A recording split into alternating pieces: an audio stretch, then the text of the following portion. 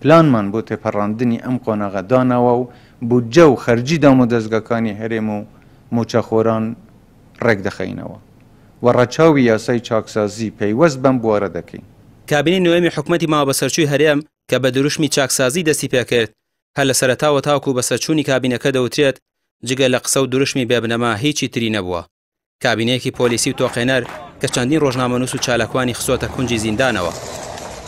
کابینەی نوێی حکومەتی هەرێمی کوردستان ئەتوانین بڵێن یەکێکە لە کابینە شکست خواردەکان لە سەردەمی بەڕێوەبردنی ئەم حکومەتی هەرێمی کوردستانە. پێشتریش کابینەکانی تر ئەوەندە سەرکەوتوو نەبوون، بەڵام ئەم توانی درێژە پێدەری تەواوی ئەو شکستانە بێ کە لە کابینەکانی پێشووتری شابینیونمان لە سەرەتاوە بەڵێنی زۆر گەورە بەلاحێندا بە جۆرێک کە وایان نیشاندا کە بتوانن چاکسازی بکەن لە تەواوی ئەو شتانی کە لە پێشووترا بە شکست هاتوونە پێشەوە، بەڵام ئەمان درێژە پێدەری تەواوی شکستەکانی پێشووتری کابینەکانی تری حکومەتی هەرێمی کوردستان بوون.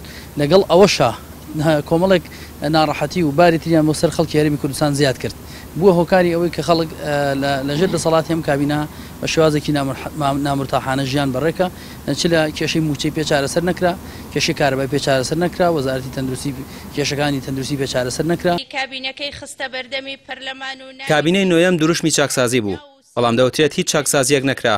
داهاتەکانی ناوخۆ و نەود نادیارە و گەندەڵی لە سەردەمی پێشخۆی زیاتر بووە. باجر و سومات چەند هێندە لەسەر کاسبکاران زیادی کردووە، ڕێژەی بێکاریش هەر ڕوو لە هەڵکشانە. کابینەی نوێمی حکومەتی هەرێمی کوردستان ئەتوانین بڵێن ئەو کاتە شکستی هێناکانی توانی بەرنامەی کاری خۆی جێبەجێ بکات کاتێکە لە پەرلەمانی کوردستان متمانەی پێدرا بەرنامەی کاری خستە ڕوو بۆ خەڵکی هەرێمی کوردستان. خەڵکی هەرێمی کوردستان دڵخۆش و شادمان بوون بۆی ئەگەر ئەو بەرنامەی کارەی سەرۆکایەتی حکومەت خستی ڕوو ئەگەر بکرا لە 150 جێبەجێ بکرایە خەڵکی هەرێمی کوردستان زۆربەی سوودمەند دەبوو ڕوبڕی قەیرانی دارایی و قەیرانێک لە دوایەکەکان و قەیرانی موچە بەگشتی نەدەبوویەوە.